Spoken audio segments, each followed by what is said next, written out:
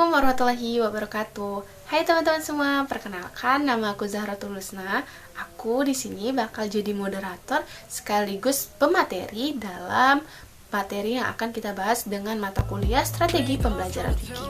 Nah, karena pembelajar mata kuliah Strategi Pembelajaran Fikih, maka tidak akan jauh-jauh dari strategi pembelajaran. Dan video kali ini akan membahas mengenai strategi pembelajaran yang dapat digunakan dalam pembelajaran fikih.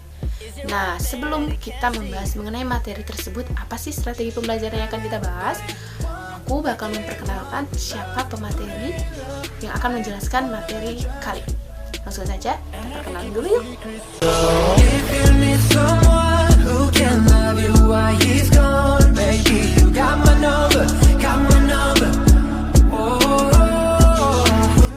Nah teman-teman, karena kita udah perkenalan siapa sih pemateri selain aku, maka dari itu kita langsung saja ke video pembahasannya. Sebelum itu, teman-teman mau tahu judulnya apa dalam video ini? Kita langsung saja ke pembukaannya ya.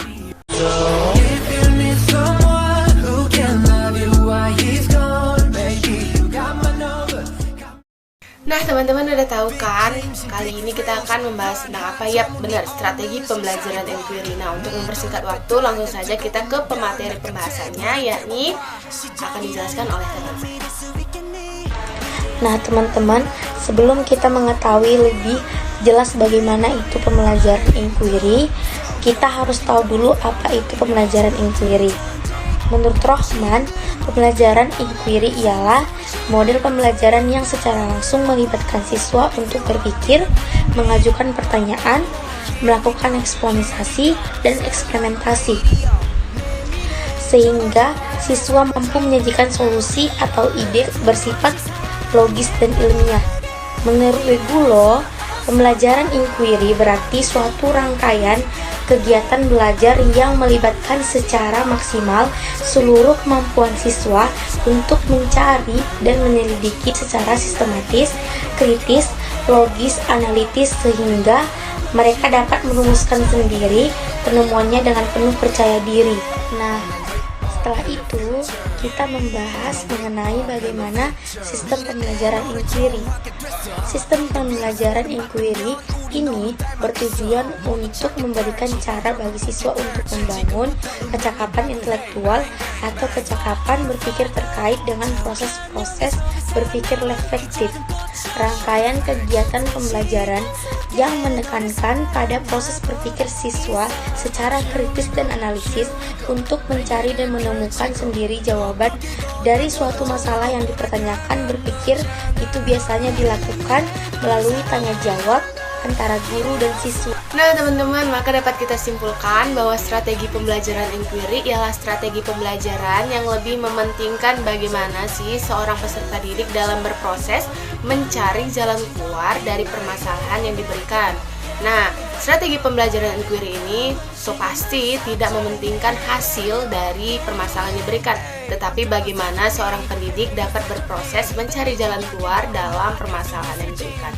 Maka dari itu, diharapkan seorang peserta didik dalam strategi ini memiliki intelektual yang sangat mendukung dalam pemecahan masalah. Maka dari itu diperlukan adanya stimulus dan juga rangsangan dan juga respon dengan cara seorang pendidik memberikan permasalahan tersebut kepada peserta didik dalam mencari jalan keluar secara mandiri. Nah teman-teman, setelah kita mengetahui mengenai penjelasan-penjelasan dari strategi pembelajaran inquiry, sekarang kita masuk ke materi selanjutnya, yakni mengenai ciri-ciri dari strategi pembelajaran inquiry. Ciri strategi pembelajaran inquiry menekankan kepada aktivitas siswa secara maksimal untuk mencari dan menemukan.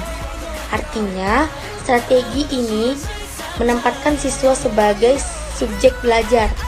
Seluruh aktivitas yang dilakukan oleh siswa diarahkan untuk mencari dan juga menemukan jawaban sendiri dari suatu yang dipertanyakan, sehingga diharapkan dapat menumbuhkan sikap percaya diri. Tujuan dari penggunaan strategi pembelajaran inquiry ialah mengembangkan kemampuan berpikir secara sistematis, logis, dan kritis, atau mengembangkan kemampuan intelektual sebagai bagian dari proses mental. Nah, dalam hal ini kita masuk ke materi selanjutnya, yakni mengenai tahapan-tahapan strategi pembelajaran inquiry. Tahapan-tahapan strategi pembelajaran inquiry harus dilakukan agar strategi pembelajaran inquiry dapat berjalan dengan baik. Adapun tahapan-tahapan itu, yang pertama ialah orientasi, yang kedua ialah merumuskan masalah, yang ketiga ialah memberikan hipotesis, yang keempat mengumpulkan data, yang kelima menguji hipotesis, dan yang keenam ialah kesimpulan yang dilakukan oleh seorang pendidik. Nah teman-teman, dengan berakhirnya materi tadi, maka berakhirlah video kali ini. Saya Zahra Isna sebagai moderator dan juga pemateri, dan juga teman saya Aziza Lulubantan Madang mengucapkan terima kasih kepada teman-teman yang sudah ikut berpartisipasi dan menonton video ini sampai habis. Saya ucapkan wassalamualaikum warahmatullahi wabarakatuh. 속에 소리 들어봐 원하는 건 do it 그냥 do it Don't stop the music 왜 멈춰 있어 춤추듯 돌아가 Life is a party so 딱히 뭘 안 해도 tick